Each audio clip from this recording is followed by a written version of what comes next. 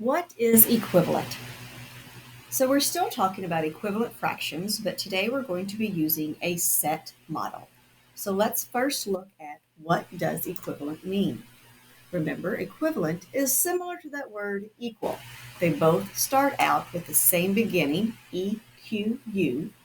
And if you know that remember that equal means same as, then you can kind of infer that equivalent has to do with items that are the same as. So when we are using an equal sign and we are saying two things are equivalent, that means their value on what's on this side is the same as the value of this side.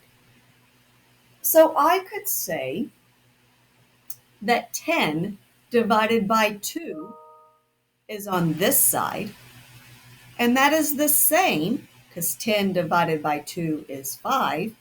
I could say it is the same as 3 plus 2, because 3 plus 2 is also 5. That would look very different when I wrote it. However, the value is the same on both sides. Equivalent fractions work the same way. Equivalent fractions are two fractions that have the same value. They mean the same amount. They take up the same amount of space, or they represent the same distance. So let's look at a set model. A set model is when you have a collection of items. So let's look in this first image here. Now I am going to get my pen so I can write. And let's look on this first image here. The set is of fruit. So first, how many pieces of fruit do we see? Well, we can see that with the oranges, there's 5 and then there's 4 cherries. So that means my total set has 9 pieces. And if I want to focus in on the cherries, 1, 2, 3, 4, I can say 4/9 of my fruit are cherries. That would be a fraction of a set, a collection. So over here we have shapes. We have circles and we have rectangles. What's my total amount? Again, it looks like there are a total of 9 items. Let me write that a whole lot neater so you can see that. So again, I have 9 shapes. If I want to focus in on, let's say, the yellow circles, I can see that there's 6. So 6/9 of my shapes are circles. That is a fraction of a set. So far, so good. So down here we have circles. There's a total of 8. And if I wanted to focus in on, let's say, the red, I can say 2/8 of my circles are red. So that's how you do a fraction of a set. But how do we do equivalence with that? Well, let's dig into that. So let me bring over another image. So let's look at my flip-flops here. First, we're going to find the fraction of the set, just like we did before. How many total flip-flops do we have? 1, 2, 3, 4, 5, 6, 7, 8. So I can count each individual flip-flop and put it into eighths and say that I have my set of flip-flops. My entire set is 8. 2, well, focusing on the pink because they stand out. 2 of the 8 flip-flops are pink. Okay? Now, let's say I divide my same amount of flip-flops differently. This time, I want to look at the pairs of flip-flops. And to have a pair, that means you have to have 2. It means, what you would put on your feet. So I'm going to divide it up. Here's a left and a right, left and a right, left and a right, and left and a right. So now let's see how many pairs of flip-flops do I have. Here's one pair, two pairs, three pairs, four pairs. Same amount of flip-flops. I've just divided the whole differently. This time I've divided it into fourths. Still want to focus in on my pink ones. How many pairs are pink? Just this one here. So just one pair is pink. Now, if I wanted to focus in on the blue, I could do the same thing. If I want to go back and count each individual flip-flop, I can see that 6 out of the 8 are blue.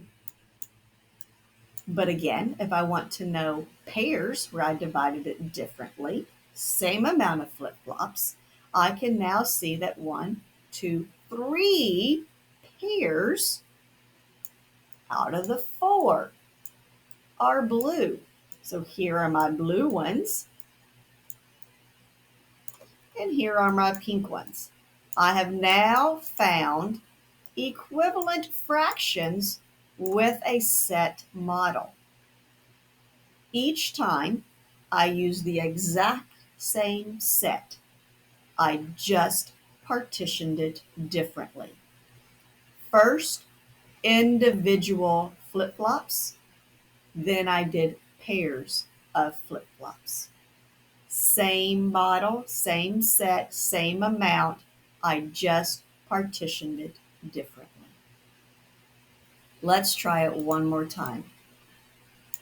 Here I have some counters. Excuse me. This time we are going to look at the total amount of counters. I hope the black shows up. So let's count. How many counters total do I have of my complete set? 1, 2, 3, 4, 5, 6, 7, 8, 9, 10, 11, 12. So I have 12 counters.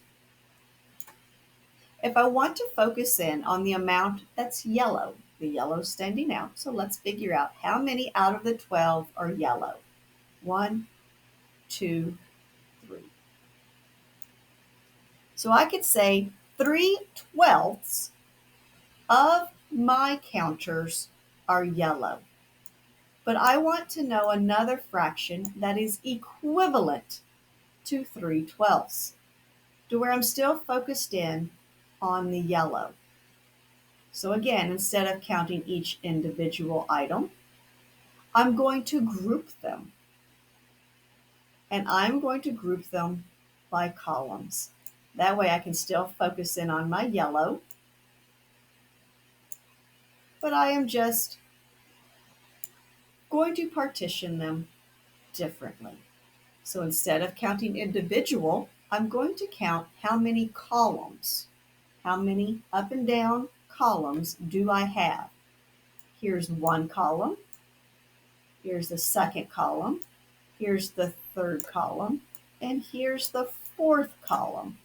That would encompass all of my counters, and I've divided them equally into 4 columns. So now, instead of counting individual counters, I'm going to count columns, and I have 4 total. So I've now divided my set into fourths. This whole column is 1/4. This is a fourth. This is a fourth, and this is a fourth. 1/4, 2/4, 3/4, 4/4. Well, out of my columns, out of my fourths, how many are yellow? Well, I only have this right here that is yellow. That's one column. 1 out of my 4 columns are yellow. So I now made the equivalent fraction of 3/12 is the same as 1/4. Well, now let's this time focus on the red. we know that we had a total of 12 counters. Looking at just the red, we can count and see that 9 of the counters are red. But to find equivalent, I have to divide it a different way. I'm again going to partition it into columns. 1 column, 2 columns, 3 columns, 4 columns. How many columns are red? Now I have a total of 4 columns. I am counting the number of columns, not counters. This counter, this whole column is red. This whole column is red. And this whole column is red. That one's yellow. I don't count it. So I have 1, 2, 3 columns that are red. So 9/12 is equivalent to the same amount of counters as 3/4. I didn't change the amount of counters. I didn't change the total amount of anything. I kept focusing on the same thing and I found equivalence. All I did was partition my set model differently. In your classroom, can you find some items and create a set model and see if you can find an equivalent fraction by partitioning it differently?